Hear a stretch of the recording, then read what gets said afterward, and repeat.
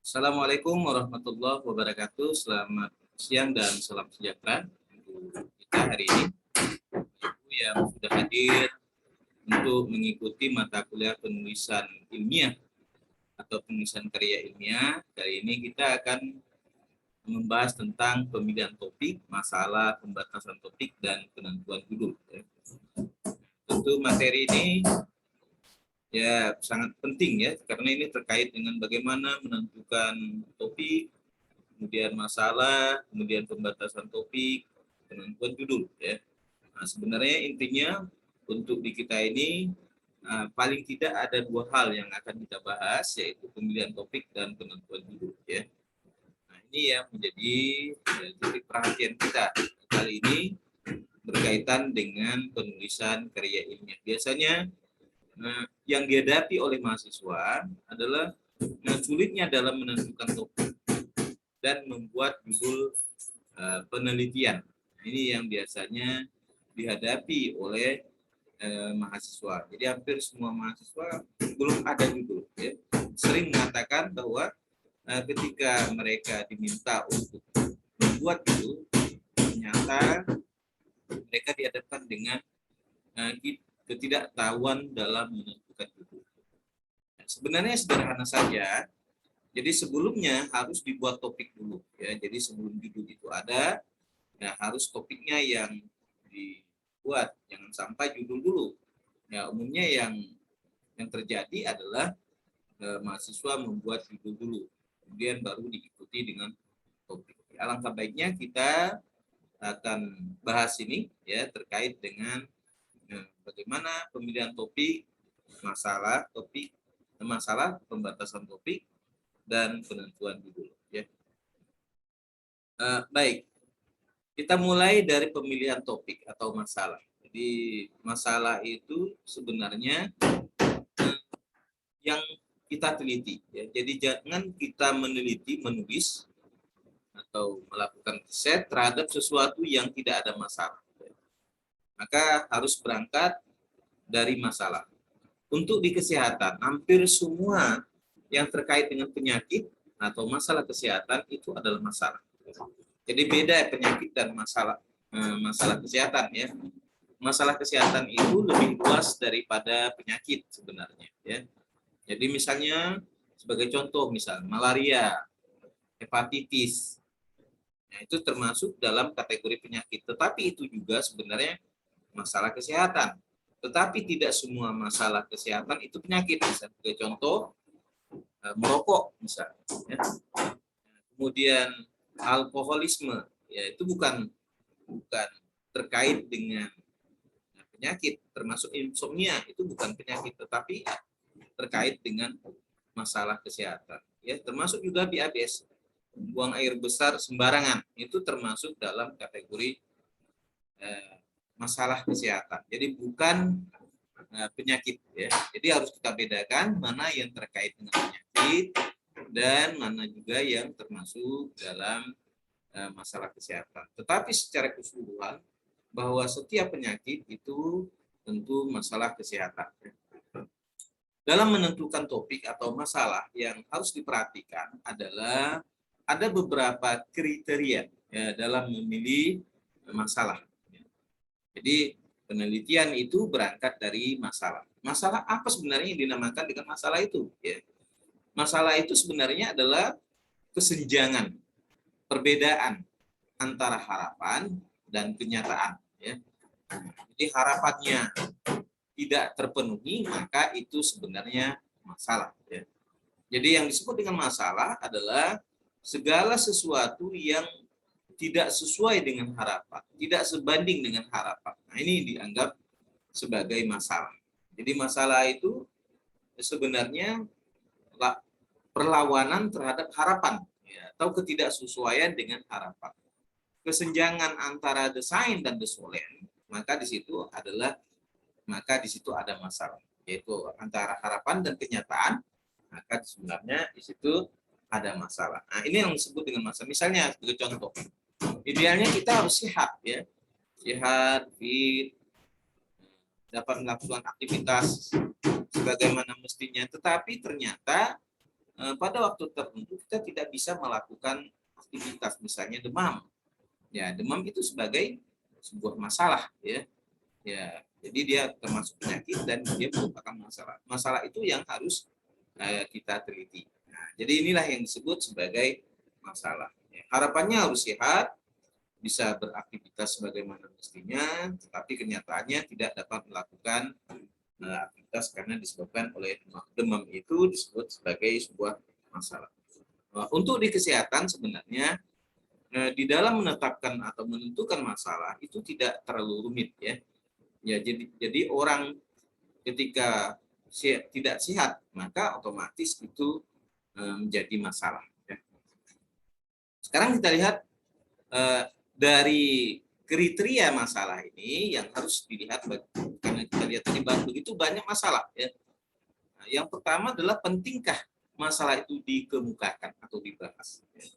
Nah, jadi kalau itu penting untuk dibahas, dikaji, dipelajari, maka itu ya dapat dilakukan. Jadi kalau misalnya itu tidak penting bagi Anda untuk membahasnya, mengkajinya, menelitinya, maka itu tidak perlu dibahas. Karena ini penting. Ketika Anda mengatakan bahwa itu masalah tetapi tidak penting, ya tidak, sulit untuk dilakukan penelitian. Tetapi kalau itu misalnya masalah dan penting, nah maka ini penting untuk dilakukan penelitian atau pengkajian. Ya. Kemudian yang kedua adalah masalah yang akan dibahas itu menarik bagi Anda, ya, untuk dikaji, dipelajari, diteliti. Nah, sehingga dengan adanya ketertarikan yang dimiliki tadi oleh seseorang, diharapkan adanya perhatian, ya, terhadap masalah tadi, untuk mengkajinya. Nah, sehingga ketika akan melakukan penelitian, pengkajian, atau riset, ya, terkait dengan masalah tersebut, tentu akan bersungguh-sungguh untuk menemukan jawabannya. Ya.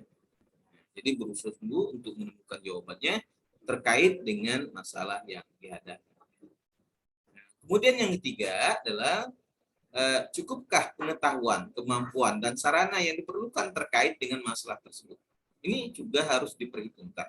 Kalau misalnya masalah itu menarik, ya, penting untuk dibahas, tetapi pengetahuan Anda tidak sampai ke sana, ya jangan dilakukan, karena itu tidak membuat Anda dapat menyelesaikannya dengan baik. Ya.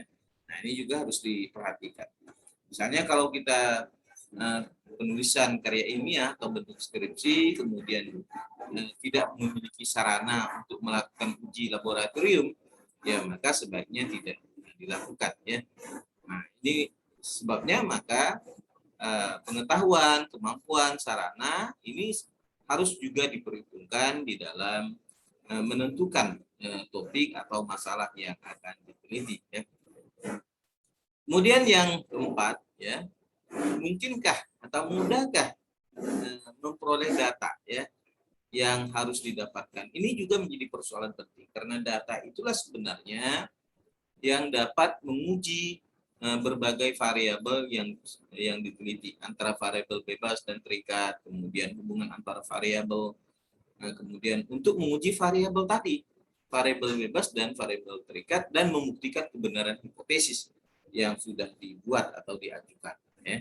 Jadi ini harus didukung oleh data, ya, data yang kuat, yang baik untuk membuktikan bahwa penelitian Anda ini bisa didukung dengan data yang dapat memberikan pengujian terhadap atau jawaban terhadap apa yang Anda teliti.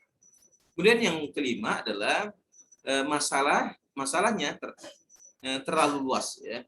Misalnya kalau Anda meneliti terlalu luas, maka ini tentu akan berkaitan dengan waktu, tenaga, pikiran, kemudian pembiayaan sebenarnya. Ya. Nah, maka oleh sebab itu harus dibatasi masalahnya, diperkecil atau dipersempit, sehingga ini tidak akan mengganggu Anda dalam melakukan penelitian atau pembuatan karya ilmiah. Dalam menentukan suatu topik, sesuatu yang menjadi pembahasan, itulah yang disebut dengan topik. Jadi ketika Anda membahas tentang suatu pokok bahasan, misalnya hipertensi atau COVID-19, maka itulah yang disebut sebenarnya dengan topik, sesuatu yang menjadi pokok bahasan. Ya. Misalnya anemia, yaitu menjadi topik. Ya. PBLR bisa menjadi sebuah topik. Ya. Ya, persalinan non nakes, ya, ini jadi sebuah topik. Ya. Nah, oleh sebab itu topik adalah sesuatu yang menjadi pokok bahasa, pokok kajian. Ya. Nah, pada saat pertama kali seorang mulai menulis, selalu dihadapkan pada persoalan apa yang akan ditulis. Ini yang sering dihadapi oleh penulis pemula. Jadi mereka tidak mampu untuk mengelaborasi apa yang akan ditulis. Jadi selalu dihadapkan dengan persoalan dari mana, bagaimana, apa yang ingin ditulis. Ini yang menjadi persoalan. Sebenarnya untuk menjawab ini tentu ya tidak terlalu susah, ya tidak terlalu sulit sebenarnya, dan tidak juga terlalu mudah. Ya. Nah, nanti akan kita bahas satu persatu. Ya. Penulis harus membatasi subjek ya agar tidak hanyut dalam suatu persoalan tulis menulis. Jadi harus dibatasi ruang lingkupnya supaya tidak terluas. Jadi kalau dia terluas akan memungkinkan ya tulisan menjadi bias dan ngambang. Jadi tidak fokus pada apa yang ditulis. Oleh sebab itu pentingnya melakukan pembatasan tadi.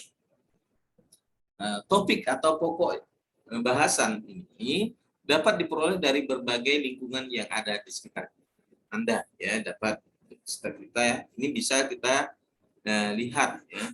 Tentu misalnya berdasarkan pengalaman yang dirasakan pada masa lampau. Sebagai contoh misalnya yang berkaitan dengan kesehatan banyak sekali ya. Iya, misalnya kalau waktu yang lalu mungkin ya penularan COVID-19 ini, ya, meskipun pada saat sekarang itu sudah mulai menurun kasusnya ya. Kemudian mungkin juga ya persoalan kesehatan lainnya, malaria, diare dan sebagainya ya yang dihadapi. Dan ini saya rasa pengalaman-pengalaman Anda tentu lebih banyak ya terkait dengan persoalan ini. Ini bisa dijadikan sebagai topik atau salah satu topik. Kemudian pengalaman yang dirasakan masa kini. Ya, saat ini yang Anda rasakan, yang Anda hadapi, ini bisa dijadikan sebagai topik. Jadi apapun yang Anda lihat pada saat ini, yang Anda pelajari saat ini, tentu ini bisa dijadikan sebagai topik. Ya. Atau orang-orang yang ada di sekitar Anda, misalnya kasus atau masalah kesehatan yang ada di sekitar Anda. Ya, tentu banyak orang sakit ya, yang atau menghadapi masalah kesehatan ya. Misalnya ketika kita melihat orang merokok saja, maka merokok itu adalah sebagai sebuah masalah ya. Ya, kemudian kalau mungkin orang insomnia ya tentu saja itu merupakan masalah. Sebenarnya banyak masalah yang bisa Anda lihat misalnya di sekeliling Anda ya, untuk jadikan sebagai topik. Kemudian persoalan kesehatan yang dihadapi di kemasyarakatan ya, yang dihadapi secara umum baik data yang bersumber dari puskesmas, misalnya data 10 penyakit terbesar ya di puskesmas, wilayah kerja puskesmas, atau juga bisa Anda lihat di rumah sakit ya, tentunya ya, atau masalah-masalah yang dihadapi di rumah sakit. Kemudian kebudayaan dan kebiasaan hidup di tengah kehidupan masyarakat yang bertentangan dengan nilai dan norma-norma kesehatan ya. Ya, misalnya di ABS ya, buang air besar sembarangan. Ini sebenarnya bisa dijadikan sebagai salah satu ya yang terkait dengan kebudayaan dan kebiasaan ya.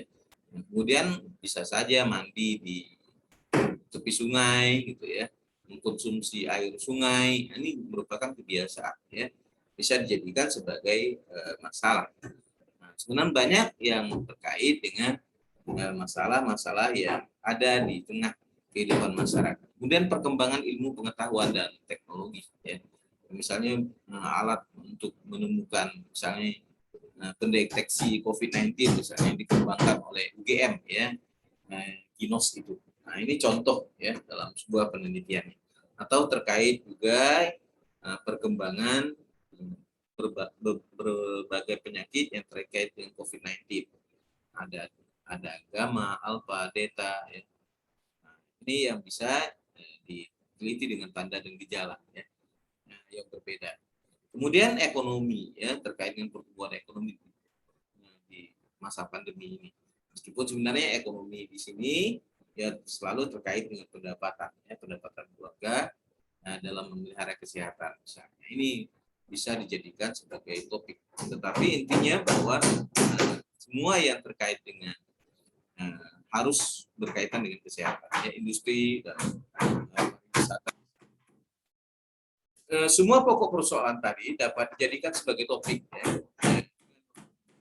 Satu bentuk tulisan yang bisa dikembangkan, misalnya bentuknya narasi, deskripsi, eksposisi, dan argumentasi. Ya. Nah, adapun yang dinamakan dengan narasi ini adalah mengisahkan suatu peristiwa atau kejadian secara kronologis. Yaitu ketika Anda menulis, kemudian diceritakan berbagai kronologis atau peristiwa, baik itu yang biografi, roman, novel, dan sejarah. Nah, ini yang terkait dengan kemudian deskripsi, yaitu menggambarkan suatu hal yang sesuai dengan keadaan yang ada.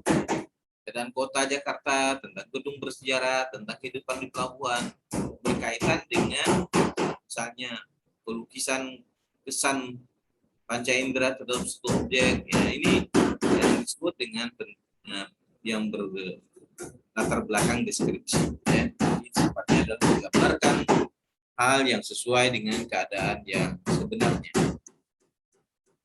Yang berikutnya adalah eksposisi. Ya. Eksposisi ini kait dengan tujuan ya. Memberikan penjelasan informasi tema yang diuraikan dalam sebuah proses ya. Bagaimana misalnya berpenasaran atau memelihara kesehatan ya. Ratna audio Ya, dan sebagainya ya. Nah, ini bisa dibuat ya. Kemudian melukiskan sesuatu yang belum diketahui, membaca misalnya bagaimana orang bisa menderita hipertensi, menerangkan tentang proses kerja suatu barang, kemudian bagaimana menangani orang yang menderita COVID-19 dengan komorbid. Nah, ini juga bisa dimasukkan dalam kategori eksposisi ya. Kemudian argumentasi ya. Ya, jadi sifatnya lebih jauh, lebih sulit tentunya diajukan bukti-bukti termasuk analisis yang menyangkut pemecahan suatu pokok persoalan atas bagian-bagian atau menggabungkan masalah yang terpisah menjadi suatu klasifikasi yang lebih luas ya. Misalnya ciri orang yang menderita insomnia ini bisa dibuat, bisa dikaji terkait dengan apa yang ditulis ya. Kemudian hal yang dapat dipertimbangkan oleh penulis yaitu di mana topik itu dipilih harus berada di sekitar kita, di sekitar Anda. Ya, jangan mencari topik itu di luar Anda, ya, di luar kemampuan Anda dan di luar yang Anda rasakan. Ya. Nah, baik pengalaman maupun pengetahuan yang Anda miliki sebenarnya tentunya adalah permudah ya, apa yang Anda ketahui. Jadi jangan menulis sesuatu yang tidak Anda ketahui. Jadi itu akan menambah masalah apa yang akan Anda hadapi nantinya ya. Bila jauh dari lingkungan dan pengetahuan penulis akan menemui kesulitan yang sangat besar untuk menggarapnya. Terkadang itu tidak selesai. Dan ini pernah saya buktikan menulis sesuatu yang bukan bidang saya. Ya akhirnya apa yang saya tulis tidak selesai ya. Karena saat itu bukan di bidang saya sehingga sulit bagi saya untuk menjelaskannya. Kemudian yang terkait dengan penulisan tentu harus memperhatikan bahwa tulisan yang dibuat harus menarik perhatian penulis. Ya. Penulis tertarik dengan apa yang ditulisnya. Ya, jangan sampai ketika Anda menulis Anda tidak tertarik. Nah, ini menjadi dilema, menjadi masalah tersendiri. Sehingga tadi Anda kesulitan dalam memecahkan masalah yang Anda hadapi. Ya. Sehingga ini menjadi hambatan bagi penulis. Jadi tulislah sesuatu yang menarik perhatian Anda sebagai seorang penulis. Sehingga Anda akan memberikan informasi secara maksimal tentang apa yang Anda tulis ya. Harus diketahui, yang kedua harus diketahui oleh penulis apapun yang ditulisnya. Jadi jangan sampai ketika Anda menulis Anda tidak mengetahuinya ya. Sehingga sedikit prinsip ilmiah harus diketahui. Jadi penulis berusaha mencari data melalui penelitian, misalnya observasi, wawancara, ya, dan tentu hal ini menyebabkan pengetahuan mengenal masalah-masalah tersebut bertambah dalam lagi. Ya. Nah, pengetahuan teknis ilmiah, teori-teori ilmiah diketahui dijadikan sebagai latar belakang masalah ketika seorang penulis itu membuat tulisan. Ya. Ya, jangan terlalu baru atau sesuatu yang belum memiliki referensi. Ini sebuah kesulitan. Meskipun sebenarnya sesuatu yang baru itu menarik untuk ditulis atau dikaji. Tetapi persoalannya adalah biasanya sesuatu yang baru teorinya sulit untuk didapatkan. Ya. Nah, sebagai contoh, misalnya saya menulis tentang kesediaan masyarakat menerima vaksinasi COVID-19. Ya. Nah, sulit untuk menemukan referensi yang terkait dengan itu. Ya. Saya cari jurnal internasional pun ya hampir tidak ada. Ya. Oleh sebab itu, tulis ya tentu nanti supaya harapannya bisa memberikan kontribusi dan memudahkan Anda tulis apa yang Anda tulis. Ya. Nah, jangan menulis terlalu teknis. Ya. Nah, jadi bisa saja secara global yang ditulis. Ya. Kemudian terlalu kontroversial. Ya juga tidak baik ya karena ini akan menimbulkan kesulitan bagi Anda ya. Jadi sebaiknya mengikuti dosen-dosen lain atau mahasiswa lain terkait dengan topik yang akan diteliti ya. Kemudian topik yang dipilih terpusat ya. Misalnya lingkupnya terlalu sempit atau terbatas ya. Hindari pokok masalah yang menyeret penulis pada pengumpulan informasi yang beraneka ragam. Jadi fokus pada satu persoalan saja. Jangan terlalu luas ya, sehingga ini mempersulit bagi penulis untuk menulis sesuatu yang seharusnya fokus ya pada pokok tulisan, pada masalah yang ditulis ya. Ini maksudnya adalah agar menarik bagi pembaca ya. Jadi pembaca akan tertarik, datanya objektif tentunya ya. Kemudian representatif, mewakili, ya, dan penyajiannya mendalam karena hanya satu bidang saja, satu pokok bahasa. Ya. Nah, membantu pengarang atau penulis bahwa pokok yang akan dibahas itu benar-benar diketahui ya, secara matang oleh penulis, sehingga orang ada rasa ingin mengetahui karena yang menulis ini adalah orang yang ahlinya, orang yang pakarnya di bidang apa yang dibahasnya tadi. Kemudian memungkinkan penulis untuk mengadakan penelitian yang lebih intensif mengenai masalah tersebut. Ya. Jadi lebih mendalam lagi agar dia bisa memberikan informasi yang terbaik ya dari hasil tulisan yang sudah dibuatnya sebelumnya. Karena itu perlu dilakukan penulisan secara mendalam. Ya. Misalnya aktivisme usia pemuda, masalah kesehatan, penyakit menular. Ya. Ini topik-topik yang terlalu luas. Ya. Nah, jadi masalah kesehatan, penyakit menular, penyakit tidak menular atau PTM, kemudian industri kesehatan, promosi kesehatan global, ini kan terlalu luas ya. Kebijakan kesehatan di Indonesia, topik yang dipilih harus memiliki data dan fakta yang objektif. Jadi lebih sempit, jangan sampai terlalu luas ya. Memberikan sumber acuan bahan pustakaan yang memberi informasi tentang pokok masalah yang akan jadi referensi ini sangat penting untuk mendukung penelitian Anda. Jadi kebenaran ilmiah tentu didukung berdasarkan pada referensi ya, yang bisa menjelaskan masalah yang ditulis. Cara untuk membatasi ya, topik adalah sebagai berikut. Yang pertama adalah menurut tempat. Misalnya ketika Anda meneliti ditambahkan tempatnya, maka di situ sebenarnya sudah dilakukan pembatasan. Ya. Menurut waktu periode, misalnya kejadian hipertensi di wilayah kerja puskesmas A. Misalnya. Nah ini menurut tempat, wilayah kerja. Nah ini wilayah kerja ini atau bisa sudah di ya kecamatan, di wilayah kerja puskesmas, kemudian di desa ya. Nah ini terkait dengan tempat. Kemudian menurut waktu atau periodenya. Bisa saja Anda tulis misalnya pada tahun 2021 atau 2022 ya. Nah, kemudian menurut hubungan sebab akibat yang menimbulkan adanya sebab akibat, misalnya pada hipertensi, faktor variabel mana yang menimbulkan hubungan sebab akibat. Tentu bisa Anda lihat dari berbagai jurnal, misalnya dugaan-dugaan yang menyatakan bahwa hipertensi terkait dengan stres, pola makan misalnya, aktivitas fisik misalnya, kemudian yang terkait dengan